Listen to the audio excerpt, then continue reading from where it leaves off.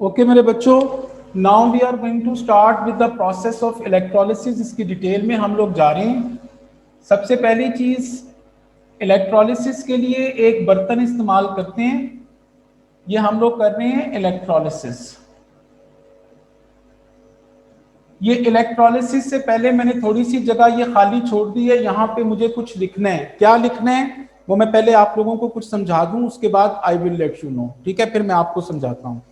Okay guys, सो electrolysis जो है उसके लिए एक वेसल, एक बर्तन इस्तेमाल किया जाता है जिसको हम कहते हैं इलेक्ट्रोलिटिक सेल।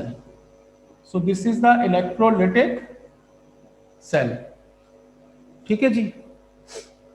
अच्छा जी, इस बर्तन के अंदर मेरे बच्चों आप लोगों ने क्या करना है, एक लिक्विड चीज पड़ी होती है। कोई भी लिक्विड चीज, मैंने आपको पहले ही बताया कि वो इलेक्ट्रोलाइट होती है। तो यहाँ पे लिक्विड चीज जो है वो इलेक्ट्रोलाइट होगी जी।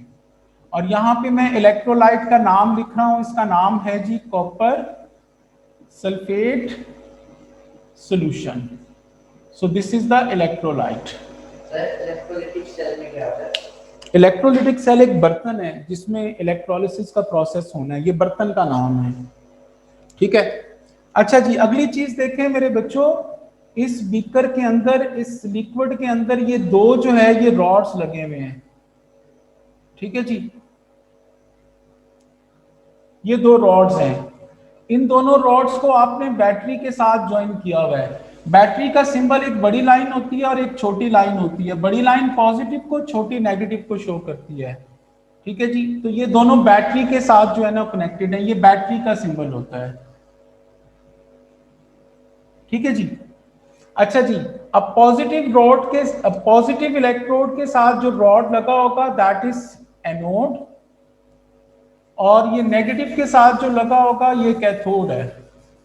And both of these rods they are made up of graphite, यानी कार्बन के बने हुए। ग्रेफाइट कार्बन को कहते हैं।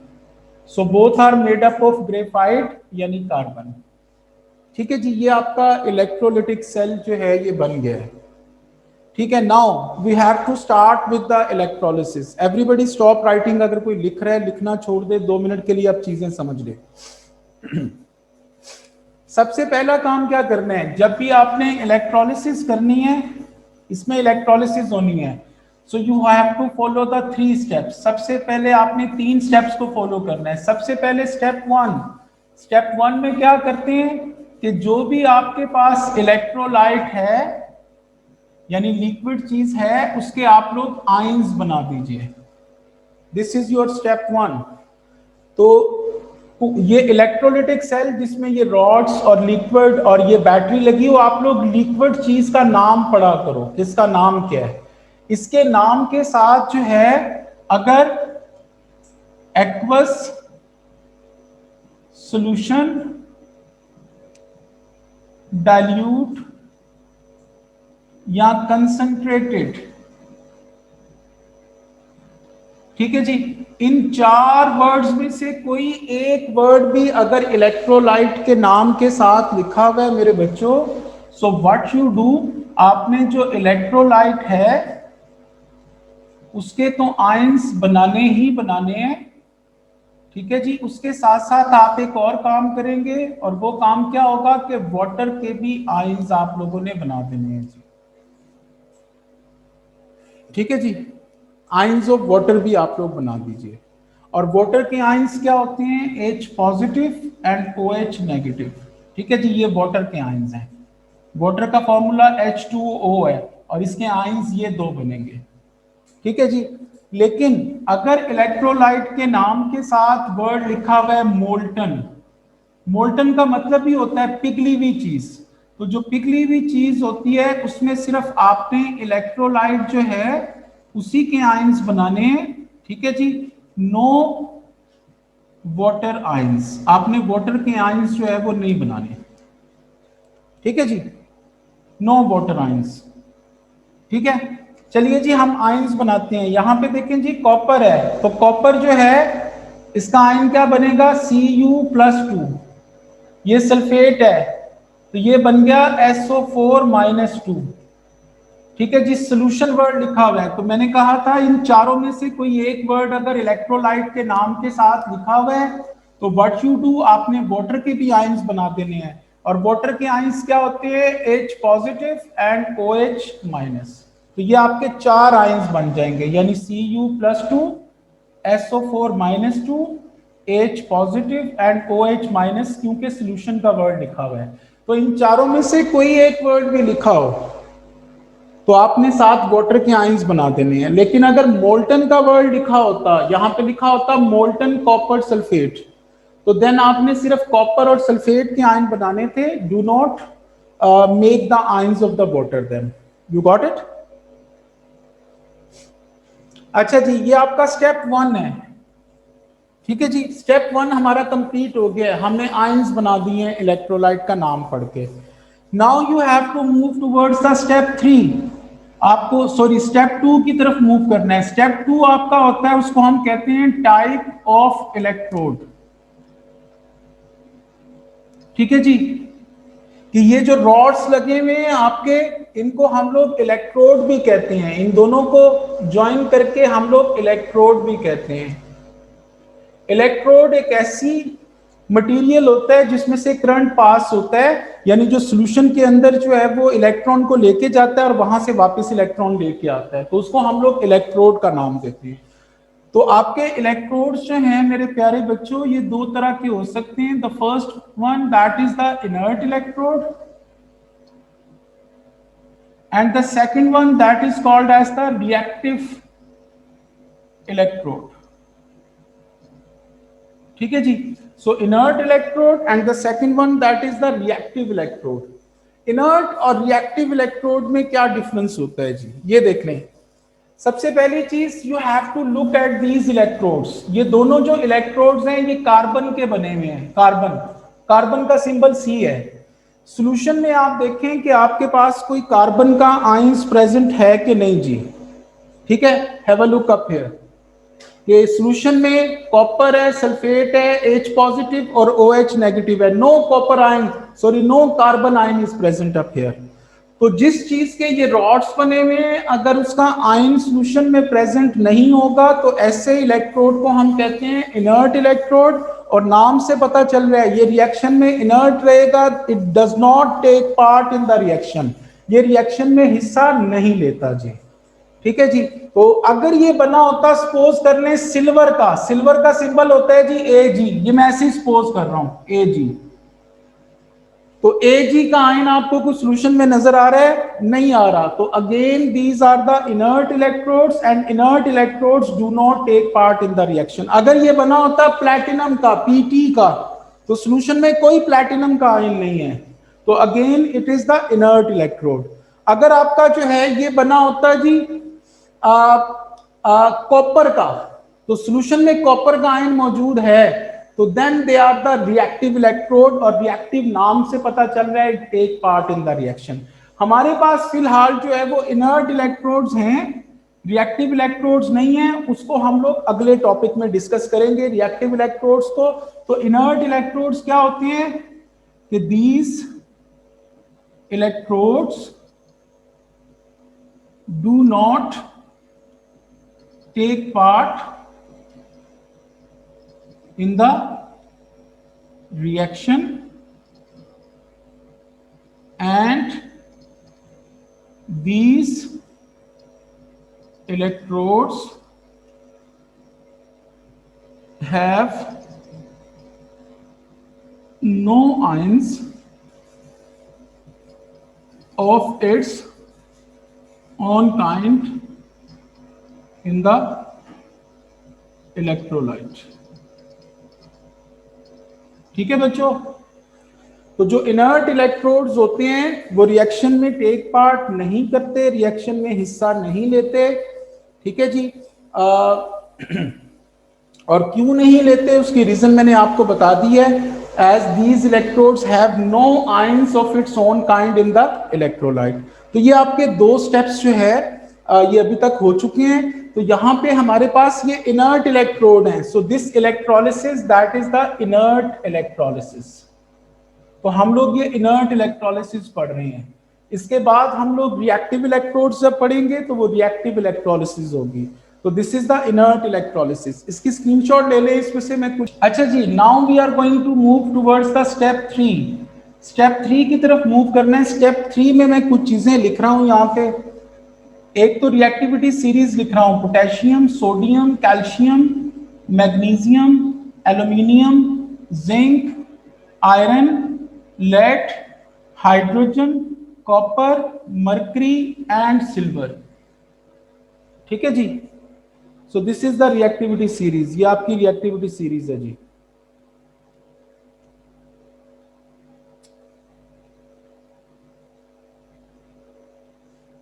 ठीक है जी।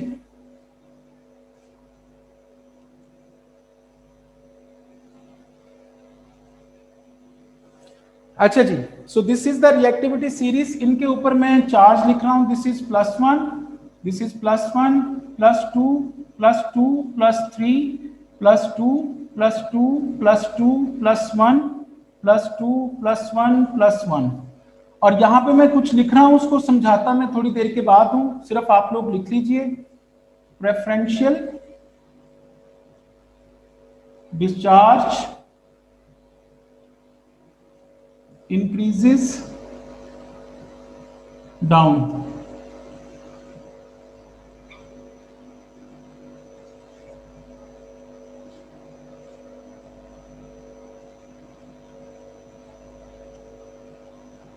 अच्छा जी, अगली नेगेटिव की सीरीज है। नेगेटिव की सीरीज आप लोग कैसे बनाते हो? ग्रुप 7 पीरियोडिक टेबल आपको गिवन होता है बेटे।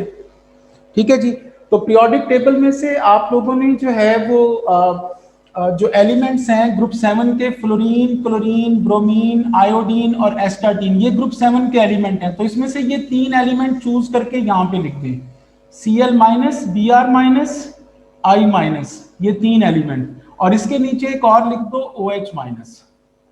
ठीक है जी। और इनके लिए मैं वर्ड यहाँ पे लिख रहा हूं कि एक्वस सोल्यूशन या डाइल्यूट। अगर ये 3 वर्ड लिखे होंगे तो प्रेफरेंशियल डिस्चार्ज इंक्रीजेस डाउन। और अगर वर्ड कंसंट्रेटेड लिखा होगा तो प्रेफरेंशियल डिस्चार्ज इंक्रीजेस अप। ठीक है जी। ऊपर की तरफ प्रेफरेंशियल डिस्चार्ज जो है वो इंक्रीज करता है जी।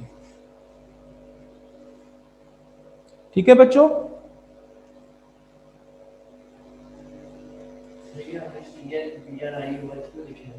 सॉरी, ये एक नेगेटिव की सीरीज है, ये पॉजिटिव की सीरीज है, ये 2 सीरीज हैं। ठीक है जी। और 2 चीजें मैं और लिख रहा हूं यहाँ पे। एक लिख रहा हूं NO3-1 और एक लिख रहा हूं SO4-2। इनके लिए मैं लिख रहा हूं नॉट डिस्चार्ज्ड एट ऑल। इनको मैं नेगेटिव की सीरीज से अलहदा करके सेपरेटली लिख रहा हूं, लेकिन बुक्स में यहीं पे लिखी होती है, लेकिन इनको मैंने सेपरेट कर दिया है। अच्छा जी, अब सबका ध्यान इधर हो मेरे बच्चों। नाउ लिसन, ये आपके पास पॉजिटिव की सीरीज है। पॉजिटिव की सीरीज में सपोज करें कि आपके पास ये जो सोल्यूशन है इसमें 2 तरह के पॉजिटिव आयन है, एक कैल्शियम है और एक सपोज कर लें कि आपके पास Fe+2 है। ये 2 आयन्स मौजूद हैं एक ही सोल्यूशन में। एक ही सोल्यूशन में 2 पॉजिटिव आयन मौजूद हैं। तो उन दोनों में अब मुकाबला है कि किसने डिस्चार्ज होना है।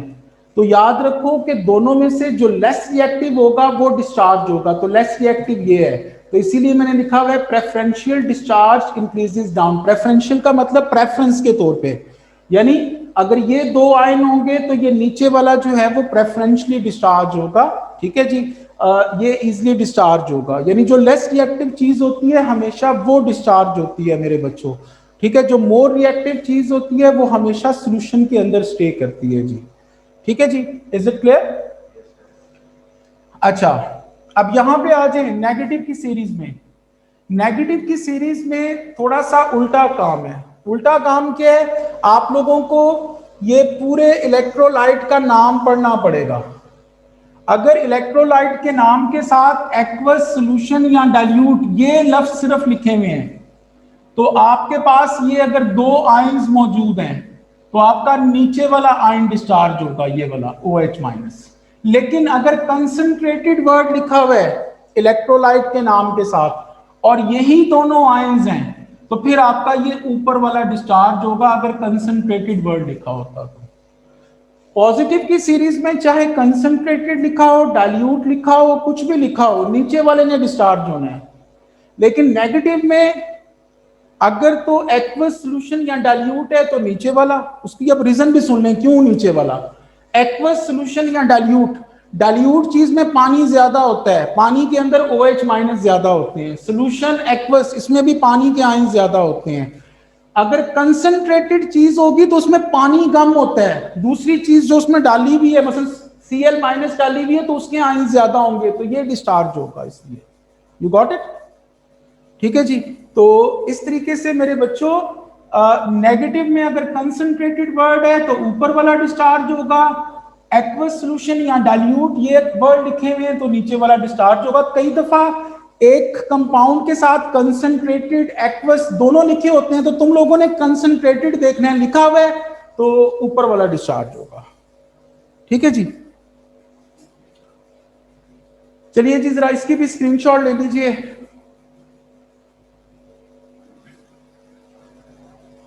बल्कि नहीं, इसको मैं यहीं पे कर देता हूं,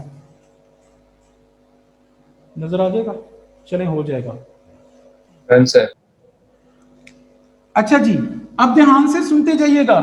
सबसे पहली चीज मेरे बच्चों याद रखो कि at cathode, cathode negative terminal होता है बैटरी का। ये देखें कैथोड नेगेटिव टर्मिनल के साथ जुड़ा हुआ है। कैथोड के ऊपर हमेशा याद रखना है रिडक्शन होती है, और रिडक्शन वर्ड का मतलब होता है gain of electrons, electron gain होते हैं, ठीक है जी। दूसरी चीज पे आ जाएं, एट एनोड, एनोड जो है ये पॉजिटिव टर्मिनल होता है। एनोड पे हमेशा ऑक्सीडेशन होती है, और ऑक्सीडेशन वर्ड का मतलब होता है मेरे बच्चों लॉस ऑफ इलेक्ट्रॉन्स, ठीक है जी। तो लॉस ऑफ इलेक्ट्रॉन्स होते हैं एनोड के ऊपर। अब हम लोग डिस्कस करने जा रहे हैं कैथोड नेगेटिव टर्मिनल, इसकी तरफ ये पॉजिटिव आयंस मूव करेंगे कैथोड की तरफ, और ये नेगेटिव आयंस एनोड की तरफ मूव करेंगे। ये कैथोड की तरफ मूव करेंगे, ये एनोड की तरफ मूव करेंगे। अब ये दोनों कैथोड की तरफ मूव कर रहे हैं, इन दोनों में से किसी एक ने डिस्चार्ज होना है। तो कॉपर और हाइड्रोजन में से देखो कौन सा नीचे है बच्चों, रिएक्टिविटी सीरीज में देख के बता दो। कॉपर और हाइड्रोजन में से यार, हाइड्रोजन और ये कॉपर नीचे है, क्या है सोया हुआ है? कॉपर नीचे है। जो चीज नीचे होगी वो डिस्चार्ज होगी, तो Cu+2 ये डिस्चार्ज होगा। तो डिस्चार्ज होने का मतलब होता है आप लोगों ने उस चीज को न्यूट्रल करना है। न्यूट्रल का मतलब मेरे बच्चों ये +2 का मतलब इसके पास दो इलेक्ट्रॉन हैं, तो ये 2 इलेक्ट्रॉन गेन कर लेगा और कॉपर बना देगा, ठीक है जी। तो यहां पे मैं कुछ कॉपर के जो कंपाउंड्स हैं उनके कलर बता रहा हूं। कॉपर जो है ये पिंक कलर का होता है, या इसको रेडिश ब्राउन भी कहते हैं, ठीक है जी। कॉपर ऑक्साइड जो है ये ब्लैक कलर का होता है। एनहाइड्रस कॉपर सल्फेट ये व्हाइट कलर का होता है, और hydrated copper sulphate that is blue in colour, और copper carbonate that is green in colour. ये कॉपर के सारे कंपाउंड्स के कलर याद रखें, मैंने एयर, ऑक्सीजन और वाटर में भी ये बताए हुए हैं आपको। अब यहाँ पे कॉपर डिस्चार्ज हो गया है, कहाँ पे? कैथोड के ऊपर। तो आप लोग यहाँ पे अपनी ऑब्जर्वेशन साथ साथ जो है वो लिखते जाएंगे। क्या ऑब्जर्वेशन होगी? पहली observation, a pink solid deposited at cathode, ये पहली आपकी ऑब्जर्वेशन है। ये मैं ऑब्जर्वेशंस लिख रहा हूं यहां पे, ठीक है जी। अब एनोड की तरफ ये दोनों मूव करेंगे, OH माइनस और SO4 माइनस 2। SO4 माइनस 2 तो कभी डिस्चार्ज ही नहीं होता, तो OH माइनस बचा, उसका किसी के साथ मुकाबला ही नहीं है। तो OH माइनस डिस्चार्ज होगा यहाँ पे। जब भी OH माइनस डिस्चार्ज होगा 4 OH माइनस डिस्चार्ज होंगे, और इनसे 3 चीजें बनती हैं, O2 plus 2H2O plus 4 electron. इसको याद रखने के लिए मैं आपको एक तरीका बता देता हूं, ये OH माइनस को आप लोग 4 दफा लिख लो, इस तरह 4 दफा लिख लो। ये माइनस का मतलब एक इलेक्ट्रॉन एक्स्ट्रा है, ये दूसरा एक्स्ट्रा है, ये तीसरा एक्स्ट्रा है, ये चौथा एक्स्ट्रा है, तो 4 इलेक्ट्रॉन निकल गए। ये OH और H मिलके क्या बन गया, वाटर। OH और H मिलके क्या बन गया, वाटर, तो 2 वाटर बन गए। और ये O और O मिलके क्या बन गया, O2 बन गया। तो ये O2, ये 4 इलेक्ट्रॉन और ये 2 वाटर, तो यही चीज मैंने लिखी हुई है। तो whenever OH minus are discharged, my dear, always 4 OH minus are discharged and they are going to form O2 plus 2H2O plus 4 electron. ठीक है जी। तो O2 बन रही है, ऑक्सीजन बन रही है, ऑक्सीजन आपकी कलरलेस गैस है। तो दूसरी ऑब्जर्वेशन क्या होगी, bubbles of colourless gas at anode, ये दूसरी ऑब्जर्वेशन होगी। अब तीसरी ऑब्जर्वेशन के लिए मेरे प्यारे बच्चों आप लोगों ने क्या करना है, जो चीजें डिस्चार्ज हो चुकी हैं, कॉपर और OH, इनको कट कर दो। कॉपर काट दो, OH काट दो। पीछे सॉल्यूशन में H पॉजिटिव आयन बचे हैं, इनका फॉर्मूला बनाओ तो ये H2SO4 बन जाता है, सल्फ्यूरिक एसिड बन जाता है। तो आपका जो सॉल्यूशन है वो क्या हो जाएगा, एसिडिक हो जाएगा जी। Solution become acidic. अगर आपके ध्यान से सुनो, H पॉजिटिव आयन बच जाते हैं तो सॉल्यूशन एसिडिक हो जाएगा। सुन लो, अगर OH माइनस बच जाते हैं और H पॉजिटिव निकलते हैं तो सॉल्यूशन बेसिक हो जाएगा। और अगर ये दोनों बच जाते हैं, H पॉजिटिव और OH नेगेटिव, तो सॉल्यूशन डाइल्यूट हो जाएगा। तो ये कुछ ऑब्जर्वेशन आपने आगे भी यूज करनी है। खैर एनीवेज, चौथी ऑब्जर्वेशन देखें। आपके पास पहले कॉपर सल्फेट था पानी के अंदर, ये पानी है और उसके अंदर कॉपर सल्फेट, तो हाइड्रेटेड कॉपर सल्फेट ब्लू है। ठीक है जी। अब आपके पास सल्फ्यूरिक एसिड बन चुका है जो कि कलरलेस होता है, तो colour of solution changes from blue to colourless. तो ये आपकी 4 ऑब्जर्वेशंस हैं और ये आपकी हाफ इक्वेशंस हैं। ठीक है जी। और ये कैथोड और एनोड के ऊपर रिएक्शंस हैं जी। ठीक है।